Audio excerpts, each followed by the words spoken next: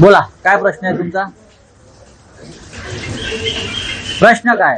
सामनामध्ये आज मोदींनी फडणवीसचं केंद्रात नाव सुचवलं आहे आणि महाराष्ट्रामध्ये देखील चांगल्या प्रकारचं उत्तम असं सीएम येणार आहेत असं देखील आज सामनामध्ये पाहिलं.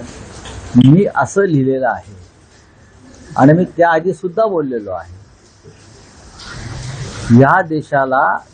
या देशाची राजकीय उलथापालथ झाली आणि मोदींची नाचक्की झाली की केंद्रीय शिक्षण खात्यामुळे. आणि 12 वर्षात प्रथमच मोदींना एका मंत्र्याचा राजीनामा घ्यावा लागला, तो शिक्षण मंत्री. या देशातला विद्यार्थी आणि तरुण इन्किलाब जिंदाबादच्या घोषणा देत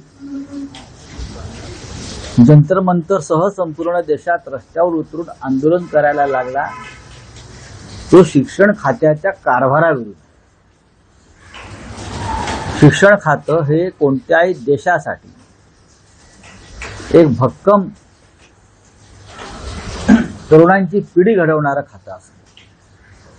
कोट्यावधी तरुणांचं भविष्य त्या खात्याशी संबंधित असतं आणि तिथेच वाळविला आणि मोदींना माघार घ्यावी लागली. मोदींचा पराभव केला तरुणांनी. त्याच्यामुळे नरेंद्र मोदी यांच्या मनामध्ये असं आहे की या खात्यासाठी एक दूरदृष्टीचा, उच्च शिक्षित, चांगला प्रशासक असलेला नेता नेमावा. आणि या क्षणी देशामध्ये उत्तम शिक्षण मंत्री कोण होऊ शकेल तर त्याचं नाव देवेंद्र फडणवीस आहे. हे नरेंद्र मोदी नाही माहिती. आणि दिल्लीतली जी माझी माहिती आहे त्यानुसार प्रधानमंत्री मोदींनी या संदर्भात राज्याच्या मुख्यमंत्र्यांशी चर्चा केली की तुम्ही केंद्रात येऊन मनुष्यबळ विकास मंत्रालय, त्याला शिक्षण खातं म्हणत नाही तर त्याला HRD मिनिस्ट्री म्हणतात आणि खूप मोठं खातं आहे. पहिल्या 5 खात्यांमधलं ते खातं आहे, डिपार्टमेंट आहे. मनुष्यबळ विकास खात्याचं जबाबदारी आपण घ्यावी अशी त्यांना मोदींनी सूचना केलेली आहे. ही माझी माहिती आहे. कोणी कितीही इन्कार केला तरी माझी माहिती पक्की आहे. पण काल आपण जर बघितलं अमित शहा यांच्या भेटीसाठी सुमित्रा पवार असतील, एकनाथ शिंदे असतील, जसं महाराष्ट्रामध्ये जर देवेंद्र फडणवीस दिल्लीमध्ये गेले तर महाराष्ट्रामध्ये मुख्यमंत्री म्हणून कोण बसेल? बघा, मुख्यमंत्री देवेंद्रजी केंद्रात गेले तर मुख्यमंत्री कोण हा प्रश्न येत नाही.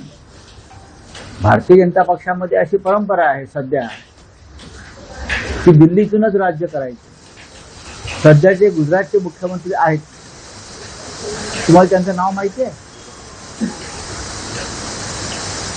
एकदाच आमदार झालेले गृहस्थ आहेत. शेवटच्या बाकावर बसणाऱ्या गृहस्थाला मुख्यमंत्री केलं. राजस्थानच्या मुख्यमंत्र्यांचं नाव आपल्याला माहिती आहे? मध्य प्रदेशच्या मुख्यमंत्र्यांचं नाव आपल्याला माहिती आहे का? नाही. शोधून काढतात. जो कमीत कमी कार्यक्षम, अलोकप्रिय आणि ज्याच्यात नेतृत्व करण्याची क्षमता नाही अशा व्यक्तीला शोधून भारतीय जनता पक्ष पदावर बसवतो. पण माझ्या माहितीप्रमाणे मोदींनी आश्वासन दिलं फडणवीसांना, तुमच्या पसंतीचा मुख्यमंत्री नेमला जाईल.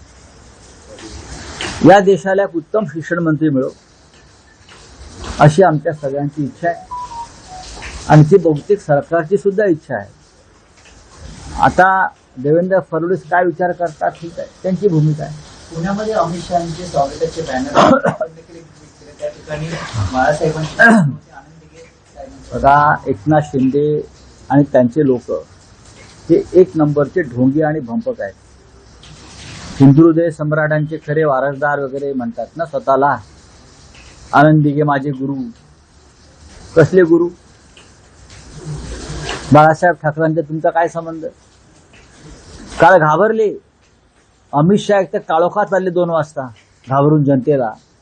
आणि त्यांच्या स्वागताच्या बोर्डावर आपण स्वतःला अमित शहाच्या कृपेनं दिलेल्या शिवसेनेचा प्रमुख मानता ना. त्या फलकावर स्वागताच्या बाळासाहेब ठाकरेंचा फोटो नाही. स्वतःचे जे गुरु आहेत आनंद दिघे त्यांचा फोटो नाही. का भीती वाटते? मालकांनी सांगितलंय ना बाळासाहेब ठाकरेंचा फोटो लावायचा नाही म्हणून.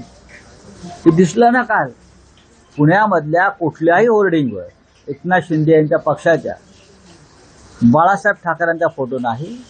आणि त्यांचे गुरु म्हणून जे मिरवतात दिघे साहेब म्हणून त्यांचाही फोटो नाही. हे ढोंगी लोक आहेत, डरपोक लोक आहेत, अमित शहाला घाबरतात.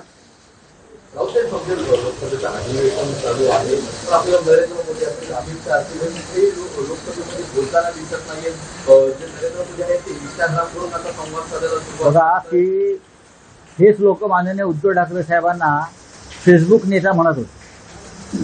कोरोना काळामध्ये खरं म्हणजे बाहेर पडण्यास मोदींनीच बंदी घातली होती. आणि माननीय उद्धव साहेब फेसबुकच्या माध्यमातून जनतेशी संवाद साधत होते, मार्गदर्शन करत होते. तेव्हा त्यांच्यावर टीका करणारे कोण?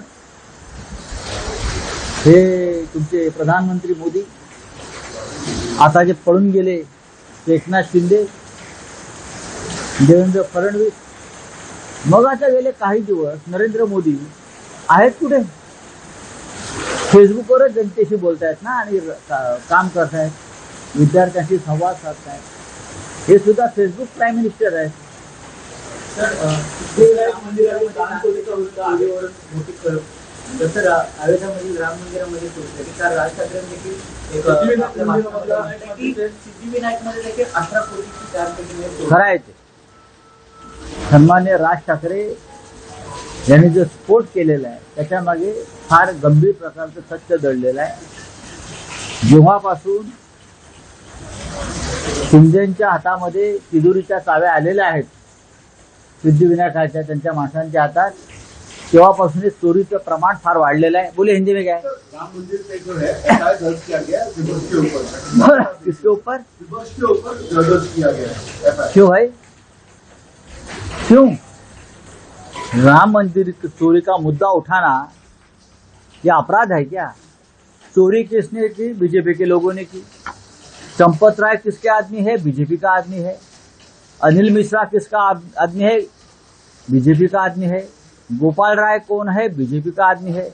नृपेंद्र मिश्रा कौन है? बीजेपी का आदमी है. उनके ऊपर एफआईआर नहीं है. 1400 करोड़ का घोटाला हुआ है राम मंदिर में. 500 करोड़ की दानपेटियां, दानपत्र चोरी हो गए. बड़े मस्ती छूट गई, छोटे छोटे बच्चों को अरेस्ट किया.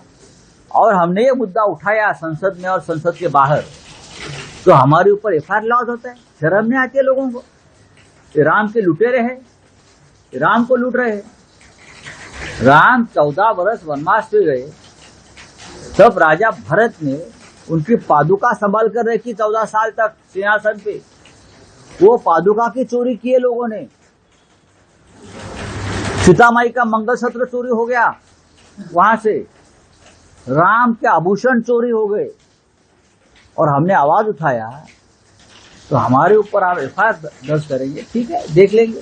सिद्धिविनायक में चोरी भी एक जगह में सिद्धिविनायक में नहीं, देश के पूरे मंदिर में चोरी हो रही है और सभी मंदिर बीजेपी के कंट्रोल में है. सब तिजोरी की चाबियां मंदिर की जो है ना, ये फडणवीस और मोदी जी के लोगों के हाथ में है. चोरी चोरी हो रही है भगवान के घर में. चलिए, सामने आपने रेट लिखा है, फडणवीस की अब तारीफ की है, उनको दिल्ली जाने का है, किस तरह का रेट है?